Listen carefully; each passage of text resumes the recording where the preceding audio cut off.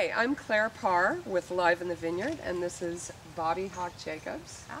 And it's early in the morning on a beautiful morning in Napa, and we are here at Trefethen Vineyards with Lauren Trefethen, who has gotten up nice and early to... Just for you guys. Thank you. Thank you very to much. talk to us about the wine and the vineyard and the incredible history of their family. And that's where we're going to start, is with you telling us a little bit about Trefethen family's history and your family's acquisition of the vineyard and all that good stuff. So. Okay, yeah, well, it starts actually a long time ago for California at any rate. Back in the 1850s, the vineyard that we're standing on was one of the top vineyards in Napa Valley, really defined Napa Valley as the premium wine growing region in California for the first time during an agricultural fair in San Francisco. And it was called Eshkol at the time, and the Eshkol Cabernet, and they were also producing a Simeon dessert wine, took gold medals at the viticultural fair and really set the standard for all of California. And they started to look to Napa as the place to grow great wine. Mm-hmm.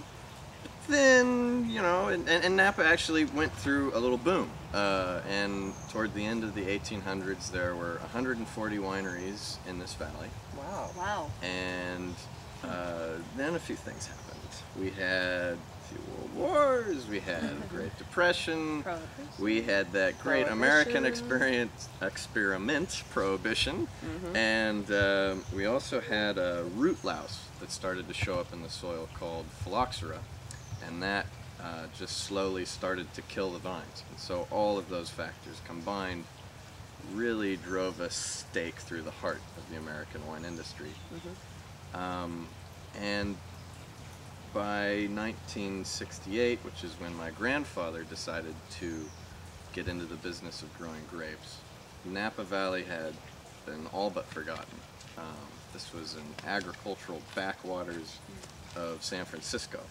They were producing beef, walnuts, apricots, prunes, in that order. Wow. Grapes were way down on the list. We'd gone from 140 wineries in the late 1800s to somewhere between 15 and 25, depending on what your definition of a producing actual winery is.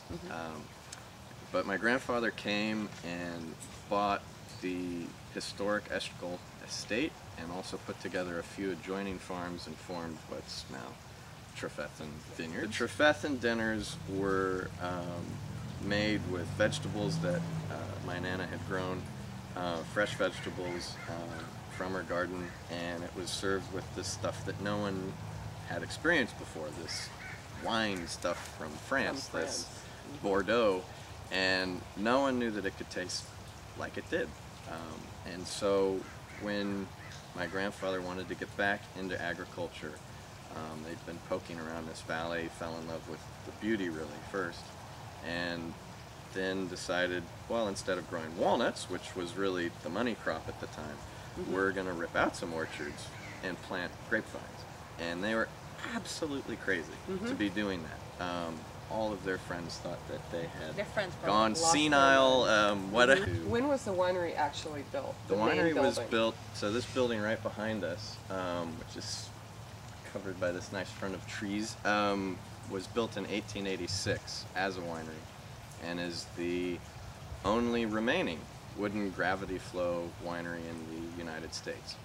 It's a National Historic Landmark, actually, and it's a very, very cool place. There's no other place, I think, that gives you a sense for what winemaking was like in the 1800s in Napa, better than the inside of this place. And miraculously, after being unused as anything really for 40 years, I mean, there were farms around here, and this was just sitting fallow. So, Lauren, Yes. your dad, the trash can making exploding winery. Winemaker. Now, was he responsible for making the Chardonnay that actually won your family so many awards and kind of put the vineyard on the map from a critical standpoint? Yeah, so got our Chardonnay on the table, and this is really the wine that made us famous. And my dad did make our 1976 vintage of Chardonnay. He had a little help. Not in a trash can. Not in a right? trash can. Yeah. We stopped making them in trash cans That's good. right about the time that we started selling them. The basement exploding wines were just for personal consumption. But our first vintage was 73. And just 4 vintages in 1976, my father and David Whitehouse, who was trained at UC Davis, but that was his very first year with us, made a Chardonnay that has a really incredible story behind it. So 76 we grew it, 77 we made it, 78 we bottled it. In 1979, a crazy friend of ours who was living in Paris decided to enter the Chardonnay in what was at the time the largest wine tasting the world had ever seen.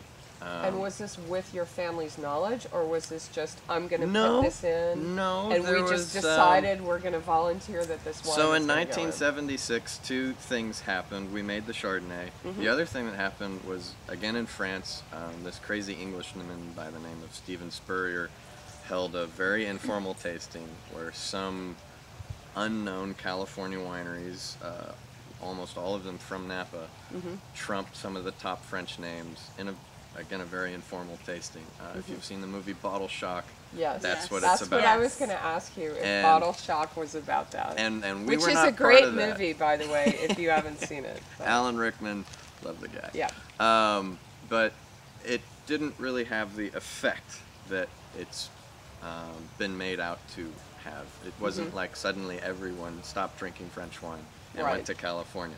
There was suddenly some interest in what the Californians were doing, but as my mother puts it, we started to be able to sell our wine on the East Coast. That was That's the as far extent. as it That's as took it. far as we Okay. went. All right. It was still taken for granted that this was sort of a one-off fluke. Great wine still came from France and really nowhere else. Right. But the French, as they tend to do, were kind of miffed that they'd been beaten. This was sort of their one holdout. Right. They were the champions of wine. That was their domain. And so in '79, to prove it, they organized the largest wine tasting the world has had ever seen. And this crazy friend of ours who was living in Paris had a few bottles of our 76 Chardonnay and just thought it would be fun to enter But it it in the is. competition. And it won. So was we it were, a blind tasting, Of basically? course. So If it they had had seen to the have been a label, blind They would have. tasting. They would have been like. him at the very bottom. Didn't matter how good it tasted. Sure, absolutely. They were going to make sure that a French wine won this Yeah. competition. And we were every top Burgundy producer was there. They tasted almost 1,000 wines, which in Wow. '79 was just about everyone. And we were declared best Chardonnay in the world in 1979. Well, can we taste we and should try taste. a little of the This Chardonnay? is the current vintage, the 2006 Estate Chardonnay. Right. And What is the price point on this wine? this wine's $30 a bottle. And it Thank you. actually just Thank you very came much. back again from Europe with Cheers. a gold medal. Cheers, indeed. Cheers, cheers. Enjoy.